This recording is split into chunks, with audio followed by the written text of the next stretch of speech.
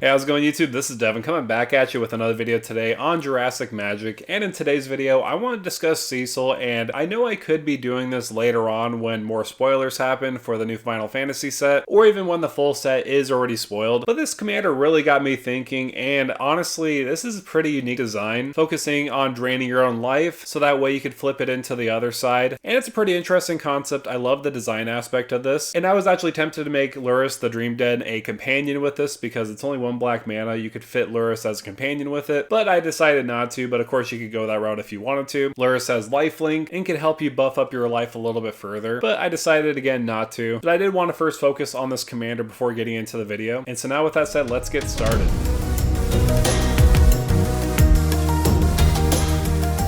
So Cecil Dark Knight is 1 black mana, and he has the stats of Death Touch and Darkness. Whenever Cecil deals damage, you lose that much life. Then if your life total is less than or equal to half your starting life total, untap Cecil and transform it, and it does have a 2/3 body. I did want to stop right there because a 2/3 body for 1 mana is pretty powerful. You could get this literally just on turn 1 with 1 black mana, and if you do swing in, and if you flip it to the opposite side, Cecil Redeemed Paladin is pretty powerful for a go wide strategy. It has a 4/4 body with lifelink, and when it does attack, other attacking creatures gain indestructible until end of turn. Note that it is other creatures, so Cecil will not get indestructible himself. Kind of turning from a selfish aggro player into defending other creatures you control is a cool story arc. I'm not too familiar with the game and what Cecil does, but based off of the card and how it reads, it seems like the story goes that way for himself. So this is a pretty neat game plan. We want to get as much life loss as we can ourselves, so that way we can flip it into Cecil Redeemed Paladin. This is a very cool concept. I'm first going to focus on getting our life down enough so that we can flip into Cecil, and there's plenty of ways to do that in black color combination outside of just Cecil swinging in. And then I'm going to talk about an aggro strategy because we want to abuse that backside of giving all our swinging creatures indestructible, almost like a flawless maneuver whenever Cecil attacks. And then I'll discuss some win cons. But first, I did want to talk about life loss. There's a lot of ways we could lose our life outside of our commander itself. There are some repeatable abilities that you could take advantage of. Some that come to mind are Soul Drinker. You pay 3 life, you put a 1/1 counter on Soul Drinker. You can do that as much times as you'd like. The same can be applied for Wall of Blood. You pay 1 life, it gets +1/+1 until end of turn. Adanto Vanguard is another option too. As long as it's attacking, it gets +2/+0, and you pay 4 life, and you can do it as much as you like, and it will gain indestructible until end of turn. This can be pretty useful in the early game, even though in the late game when we swing in with our commander, if it's flipped, we won't necessarily use that indestructible side anymore. And there's a lot of effects like these that you pay a certain amount of life, and you can do it as much times as you'd like. Those are just some examples. Also, typically in the color identity of black, there's a lot of card draw options where you pay life to get card draw. Gix Yawgmoth Praetor is a perfect example because we're going in that go wide strategy, and when we swing at opponents, we can pay 1 life and draw a card for each creature that we dealt combat damage with. Not only that, it'll help our opponents swing at each other so that they get card advantage instead of us, even though in a weird way we want to be losing life too, but that's not the point. Obviously it's mostly there so that we could get some card draw and lose life in the process. Another excellent choice for us to lose a ton of life is Black Market Connections. This will gain us so much value. We get to choose 1 or more at the pre-combat main phase. You create a treasure token, lose 1 life. You can draw a card, lose 2 life. Create a 3/2 color shapeshifter creature token with changeling, you lose 3 life. You could choose 1 of these modes or 3 of these modes. Most people try to do full send, and in this deck you might want to consider doing it too, so that you lose more life in the process and gain the advantage of making treasure tokens, drawing cards, and making bodies on the battlefield. This is going to be a win-win for us either way. But in all reality, we want to lose half our life or even more than that, so why not get that exactly with Even Blade Reaper? When it attacks, you lose half your life rounded up. This costs 3 mana, and with Cecil on the battlefield, this is a pretty straightforward ability where we could just flip it later on. The same can be applied for Scourge of the Skyclaves. This is obviously a card that I first thought of when I was making this deck, because when you cast a spell, if it was kicked, each player loses half their life rounded up, and its power and toughness are each equal to 20 minus the highest life total among players, which obviously could be really big of a downside because it's any player. If somebody has like 40 life, this is just gonna enter the battlefield and die. So this might not be so much of a good option, but besides for that kicker option, it might be okay. There's another card that's very similar to this, and that's Death Shadow. This is a classic modern all-star that I think got kind of power crept. It is 1 mana for a 13/13 and does have the drawback of getting -X/-X, where X is your life total. But again, if we're at a really low life total, this could be absolutely huge. But I think one of the best benefactors of you losing a ton of life is Vil's Broker of Blood. Whenever you lose life, you draw that many cards. Not only that, this can act as removal by paying paying into that mana cost and sacrificing some life so that you can remove maybe a couple creatures that are small. This is just a way where we could get some more value off of losing our own life. And when we are losing a ton of life, we want to get on the flip side of our commander and go into that aggressive strategy. One option that I thought about if we want to go wide with a ton of tokens is by using Mortarion Daemon Primarch. For 5 and a black, it has flying, and at the beginning of your end step, you may pay X. If you do, create X 2/2 Black Astartes warrior creature tokens with menace. X can't be greater than the amount of life you lost this turn. So first of all, this can act as a great mana sink if we have a lot of mana lying around and we don't have enough cards in our hand. And if we are losing a lot of life, we can use this ability to just sink it in there. And depending on how much life we lost and how much mana we have, we can make a huge army of 2/2s with menace. And if we're using the backside of our commander, we could swing in with our whole giant army and they will gain indestructible and menace, so they're hard to block. If we want to continue on with the theme of making tokens on the battlefield, Tavash Gloom Summoner is another excellent choice. At the beginning of your end step, if you gain life this turn, you may pay X life, where X is the amount of life you gain this turn. If you do, create an XX Black Demon creature token with flying. So our commander, it does have lifelink, and there's also probably going to be some other lifelink options. Why not use that life we gained into making another big giant creature token with flying so that we could end the game a little bit quicker? This next option probably deserves to go into the other section, but Direfleet Ravager is another excellent choice. It has menace and death touch with a 4/4 body, and when it enters the battlefield, each player loses a third of his or her life rounded up. So this does include us, but most importantly, it does include our opponents. We want to make sure that our opponents are losing as much life as we are so that we can close out the game even faster. Another card that would fit that aggressive strategy is Bloodletter of Aclazotz. It has flying. If an opponent would lose life during your turn, they lose twice that much life instead. This can help us close out the game and ensure our opponents are losing a ton of life, because if we had, for example, that pirate that entered the battlefield, everybody loses a third of their life and would actually lose that much more with Bloodletter of Aclazotz besides us. So this can act as a win con, especially if we pair it with effects like Unstoppable Slasher. When it deals combat damage to a player, they lose half their life rounded up. There are many of these kind of effects in the commander format, but I did want to mention closing out the game and some options that you could pick out for yourself. Some options I love are Wound Reflection, and you could throw in Archfiend of Despair. Each of these have that ability. At the beginning of each end step, each opponent loses life equal to the life they lost this turn. So this is very similar to Bloodletter of Aclazotz. However, it's at the beginning of your end step or each end step, and these could seriously pressure our opponent's life total significantly. Because we are in that mix of life loss for ourselves or life loss for our opponents, we also want to gain life. Sanguine Bond can be a great option for us. Whenever you gain life, target opponent loses that much life. Of course, you could take it a step further by adding the second part of the combo, Exquisite Blood. Whenever opponent loses life, you gain that much life. They have so many of these kind of effects printed that's kind of crazy to keep track of all of them, but these could help us individually outside of the combo. If we make our opponents lose life, we gain that much life, especially if our commander slipped, and early on, most likely, our commander will be flipped. And when our opponents are going to be losing life, we gain that much life, so that'll help us, especially if we have the Archfiend of Despair or Wound Reflection on the battlefield, we can gain a ton of life. But if you do want to go to the more comedic route, I would suggest Axis of Mortality. This is absolutely hilarious in a game of Commander. It's an enchantment for 6 mana. At the beginning of your upkeep, you may have 2 target players exchange life totals. If we have a very low life total off of our commander, and our commander already has flipped, we could just give our life total to somebody else, and then we could switch our life total from that player, or you could switch 2 other opponents' life totals. You don't have to use yourself as an example. This could have some very funky situations. This is such a funny card, especially using it in Commander. It's just a very funny card overall. However, that is going to do it for me, guys. Thank you guys so much for coming by and watching this video. Again, I love the unique design aspect of Cecil Dark Knight, where you're trying to lose as much life as possible, so that way you could flip it and redeem them and gain some life when you're in that aggressive strategy and buffing up your other creatures in combat. But I would love to hear from you. What are your thoughts and opinions about Cecil Dark Knight? Do you plan on building it yourself? What other includes would you have in your deck? Again, I would love to hear your thoughts. Also, if you can, make sure to like, share, and subscribe to the channel. And with that out of the way, thank you for stomping by.